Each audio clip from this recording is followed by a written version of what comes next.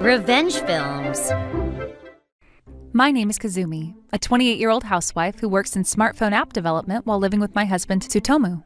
My husband is an ordinary office worker whose work hours are shorter than mine. Considering this, my husband is considerate of me and is a kind person who takes initiative with housework. Originally having a gentle personality and valuing family, my husband and I have never fought. My husband is kind not only to me, but also to my parents. But because of that, there's one problem that's been troubling me. Taking advantage of my husband's devotion and kindness to his parents, my in-laws only make selfish demands of me. Why do they come to me instead of my husband? Because my income is higher than my husband's. My in-laws only contact me when they want something or need money, and try to extract money from me without telling my husband. One day after finishing work as usual and returning home, my in-laws' car was parked there. It was unusual for my in-laws to come to the house, so I had a bad feeling and entered with a gloomy mood.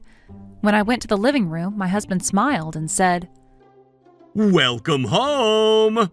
My in-laws were sitting on the sofa. "Welcome home, Kazumi," she said with a smile.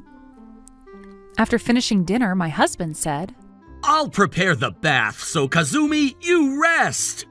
and left the living room. The next moment, my mother-in-law suddenly said, "Kazumi, our TV broke. Won't you buy us one?" I thought, I knew it, and asked, "About how much would it cost?" "I want a bigger TV than the current one. About $5,000, I think." I was shocked and shouted, "$5,000? There's no way I can suddenly pay that much money." Then my father-in-law said, "Shh! If you raise your voice, Tsutomu will hear. Anyway, give us $5,000 soon. If you don't, I'll beg Tsutomu for the TV and trouble him." He threatened. My father-in-law is a habitual offender who always extorts money from me like this. In the past, I have been asked for clothes and watches and reluctantly gave money. However, this time the amount is too high, so I can't easily hand over money. Just as I was about to shake my head, my husband returned to the living room and said, "The bath is ready!" Then my in-laws said, "Well, then we should be heading home." And as they were leaving, he looked at me and whispered, "Kazumi, I'm counting on you," and left. I thought about consulting my husband, but I didn't want to see my kind, family-oriented husband get hurt. That said, I couldn't possibly pay $5,000, so I held my head in my hands. A week passed without being able to do anything, and when I checked my phone after work, there was a call from my mother-in-law. I couldn't ignore it, so I called back and was told to come to my in-laws' house alone the next weekend because they needed to talk. I knew what the conversation would be about, so I didn't want to go. But I thought I'd go to the in-laws' house as told and firmly refuse about the TV. The next weekend, I lied to my husband, saying I had something to do, and went to the in-laws' house alone, where my in-laws greeted me looking displeased. Then my father-in-law suddenly said, "What happened with the TV matter? What do you mean by not even contacting us? You're not planning to run away from this, are you?" he said in a strong tone.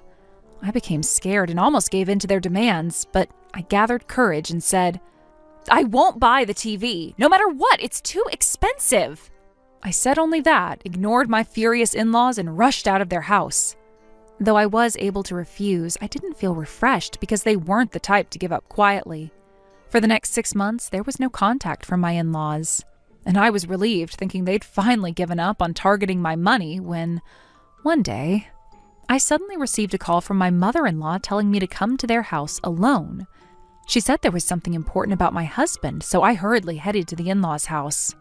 When I arrived, my mother-in-law said, "Long time no see." So I asked, "What's this important talk about Tsutomu?" "Oh, that was a lie. I called you today because I have something to report." To deceive me and call me out? They must need money again. My father-in-law took documents out of an envelope and handed them to me.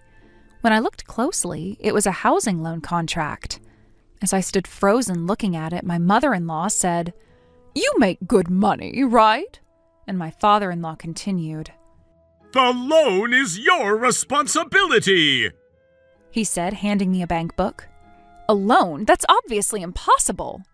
When I said that, my father-in-law said, "If you don't pay, I'll come collect at your company every month."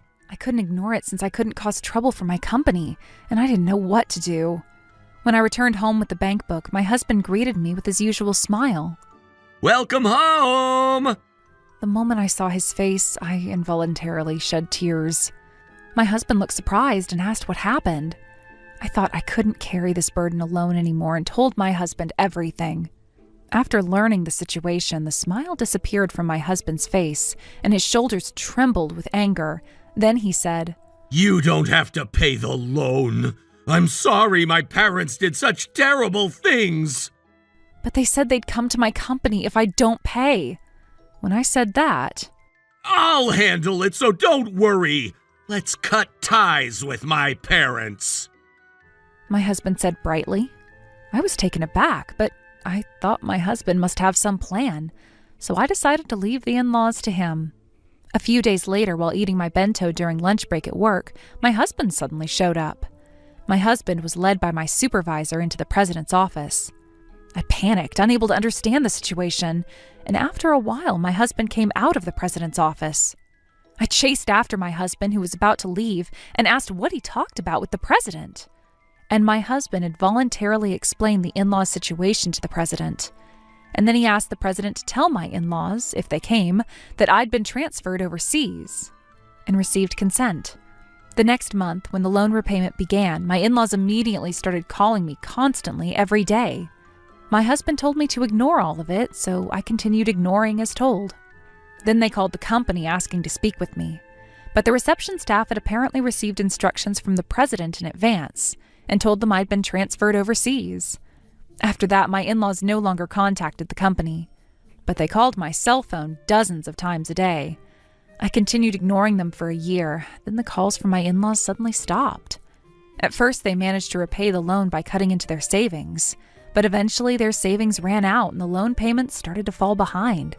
As a result, my in-laws had their new house seized and were evicted. All that remained from the in-laws, abandoned by their own son, was a massive debt. They now live in an old apartment while continuing to pay off the debt.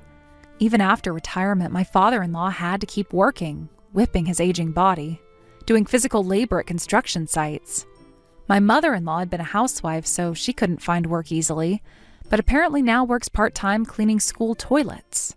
Even working together and trying hard to earn, they have no financial leeway each month due to debt repayment, and were forced to live a poor and harsh life. My husband doesn't sympathize with such in-laws and says it serves them right. As for me, with my worries gone, I can now live peacefully and happily with my husband. With work going well and income stable, we purchased our dream home. Life in our new house is comfortable, and my motivation for work is increased even more. To protect this life forever, I want to work hard and cooperate with my husband. When he stood up to his own parents and protected me, I'd never felt my husband was so reliable before. Kind and family-oriented, but it became the first incident where I learned my husband had a clear sense of right and wrong. I sincerely want to cherish my husband forever. How was today's video? If you enjoyed it, please subscribe, like, and leave a comment. Stay tuned for more.